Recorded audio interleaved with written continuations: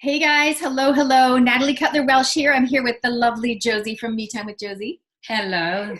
Thank you for having me here. Amazing. So you guys, we're going to talk today about something that happens to everyone, which is how do you react when things don't go to plan? So how do you respond when, things just are not at all how you wanted them to go? So Josie's going to share a story, and we want you guys to think of something for yourself that you can maybe draw some learning from. So if you're on the Facebook Live, welcome, welcome. Comment below.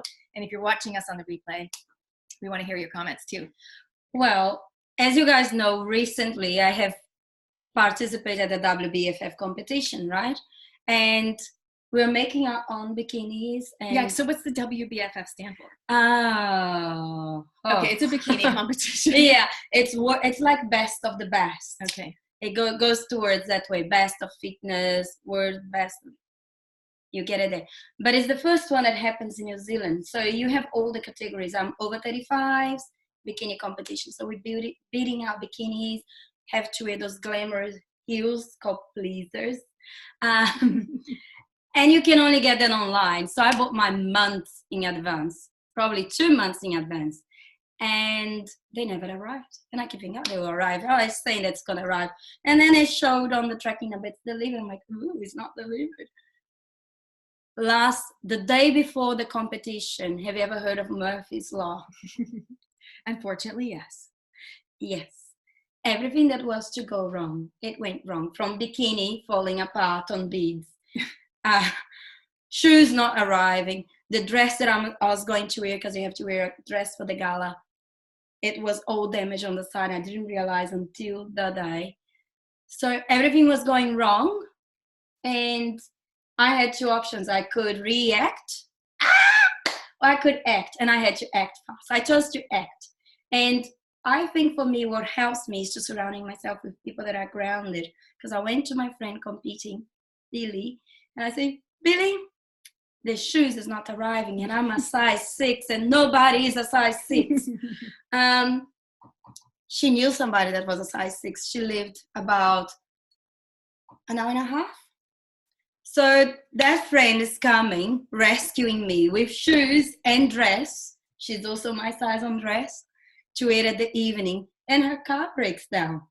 And that's 10 o'clock.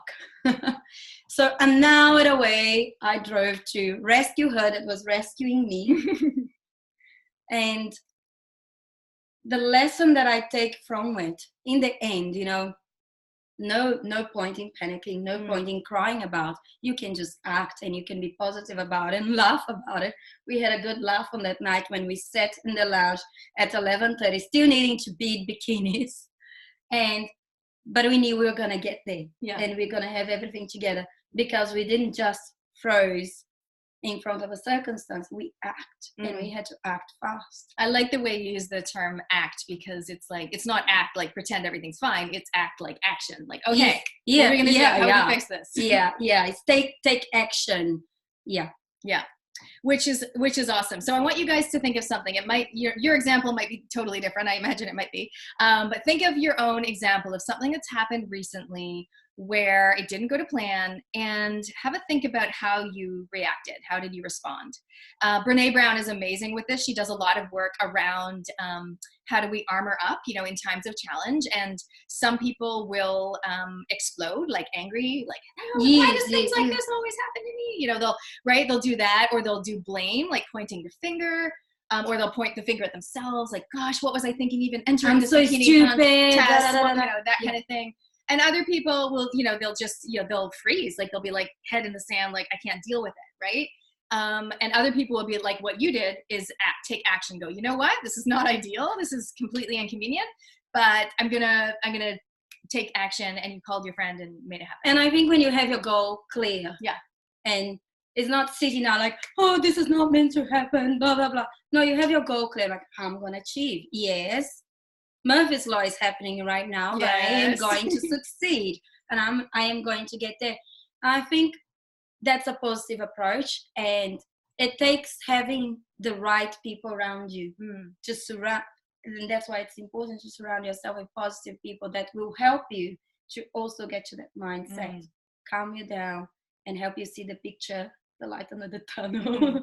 And it was amazing. It was the best experience. It was worth every little stress. Show them a photo. Give a photo. Oh, well, maybe we'll link to you. We'll link to your page. Yeah, because it's not going to be as good quality. You can imagine. Now, let me tell you guys, I haven't always been a bikini girl. I was a Netflix and pizza girl every Saturday night. Perfect Saturday night, Netflix and pizza.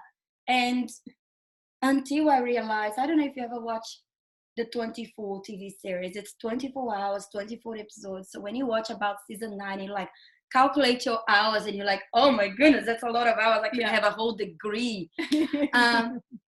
And I have one of those aha moments. You talk about aha moments on your vlogs. And I had one of those aha moments sitting in the car, like, you know what? I'm nearly 40. And I'm sitting in this couch, eating pizza and watching TV. Is that what I'm going to do in the next 10 years? I'm not going to look like this. Doing that. And that aha moment helped me rechange and focus. I hardly watch TV these days. I know. And she started getting up at 5, going to the gym. Yes, and it has been the best. I think if you survive the first week, if you make the first week and you have a body, you will make it through. It's hard the first week waking up early, especially on winter. Summer bodies are made on winter. I keep replaying that tape to myself. I've never heard that, but it makes sense. And I had my goal clear, because when Billy, my friend for work, which you guys can find her on Instagram at Billy Be Fit, and she'd say, 7 weeks, WBFF, you can make it. Work out twice a day. Closet, not to be hungry, but change my choices of food, high protein, high fats. And we did it. And when Murphy's Law happened, we're like, you know what? It's been 7 weeks going to the gym. I'm doing this. I'm going to get that sorted. It was amazing. And now I'm preparing for the next challenge with her. Not announcing it now, because I first need to get the body for that one. And it's going to be hard, much more muscle. But it's exciting. So you guys, this is really timely. So as you probably know, I'm doing a challenge at the moment, Up Your Brave and Get Your Goals with Tracy. And what Josie did is she chose a super gutsy goal. Some of you might be like, I would never enter a bikini contest. That's cool. We all want to choose the goal that suits us. I often say, choose a good goal, not a should goal. The other day, somebody thought I said the other S word. So I have to really enunciate. Good, should, not goal, right? So choose. So we don't want a guilt goal. We don't want a goal that's like, oh, I said I would do this thing. I said I would write a book, so I guess I got to write a book. It's like, no, if you want to write a book, write a book. And if you don't, don't. In fact, someone in my challenge at the moment she chose her goal. She is writing a book, but her goal is 500 words per day for 10 days, right? I love it. So measurable. And you got to have the accountability. Like you said, you got to surround yourself with people that'll be like, hey, did you go to the gym yesterday? Or like, hey, let's go together. Yes.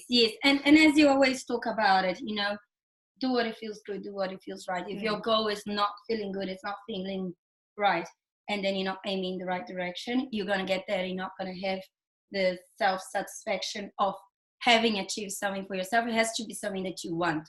I always wanted to have not only fitness, but to have a healthy body. And it was very pleasing to see how quickly you can achieve when you put your back into it. It was, when you exercise and you're doing your biceps and you see the muscle here, like, it makes it totally work. Not to mention, it has helped me heaps with my mood, mental health, and disposition throughout the day. So I just collect all those benefits. I remember having a chronic pain after giving birth on my hip, that I had to have cortisone injections on it.